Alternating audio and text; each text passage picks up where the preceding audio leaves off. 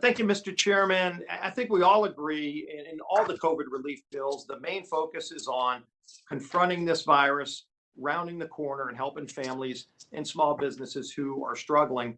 And based on where we are today, thank God we all came together in a very bipartisan way over previous relief packages to properly fund Operation Warp Speed, which was President Trump's plan to confront the virus with not just one, but now two proven vaccines that have been given FDA approval, as well as another that's about to come online. And so part of what we did with Operation Warp Speed was allow the president and President Trump to start mass producing that vaccine so that we can get shots in the arms of people as soon as it's approved. We have those two approved. And in fact, if you look at where we're going, we're already over 1.5 million vaccines a day that are being put in the arms of people. What this amendment does, Mr. Chairman, is it calls on the Secretary of HHS to put together a plan to continue to ramp that up.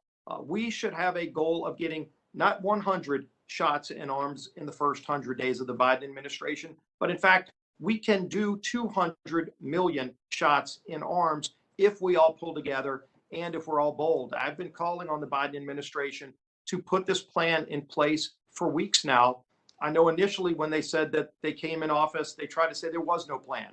Well, I want to show you on this chart, Mr. Chairman, this is where we started when the vaccines came online. The red line indicates when President Biden took the oath of office. We were already increasing to well over 800,000 shots a day prior to President Biden taking the oath of office, with this plan that's gotten us to now over 1.5 million a day. That is the Trump plan, and President Biden's adopted it, embraced it. Kind of hard to say there's no plan when you walked in the door with two proven vaccines and over 800,000 shots a day being given to people for vaccine. But what I am suggesting, Mr. Chairman, is that we need to keep pushing to do more, keep pushing to do better.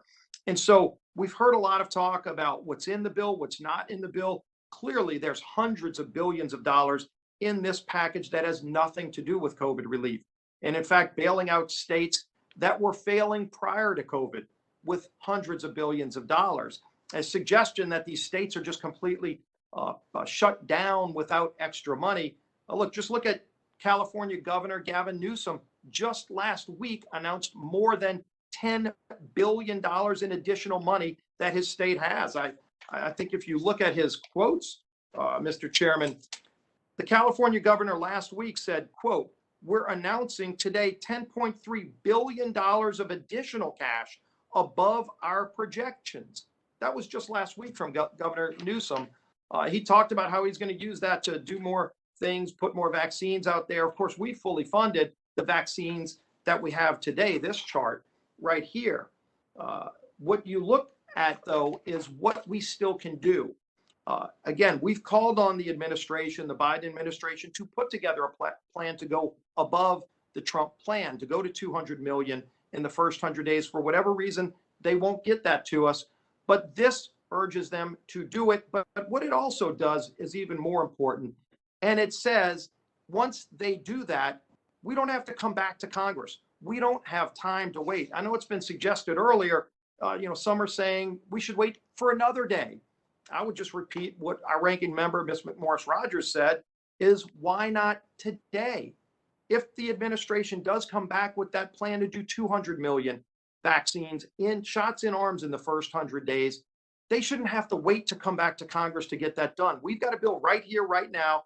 And if the chairman accepts this amendment, it'll be in the bill. And now we will be able to get more shots in people's arms. Look, when you go through all of the things that are funded in this bill that have nothing to do with COVID, like hundreds of billions to bail out failed states, why not do more to put vaccines in the arms of people? They've given checks to people that are here illegally. You got super spreader caravans coming up through our southern border. Why not put more shots in the arms of people? As some others have suggested, there's talk that there's going to be a billionaire bailout in this bill. What does that have to do with COVID? Let's put more shots in the arms of people. With this amendment, we not only go on record saying that we want the administration to put that plan on paper, but once that plan is there to get 200 million shots in the arms of people in the first 100 days. They don't need to come back to Congress. It will be fully funded. The best way to round the corner to safely reopen schools, to get our economy back on track, is to get more vaccinations in the arms of Americans. Let's do it now. I urge adoption of the amendment, Mr. Chairman, and I yield back.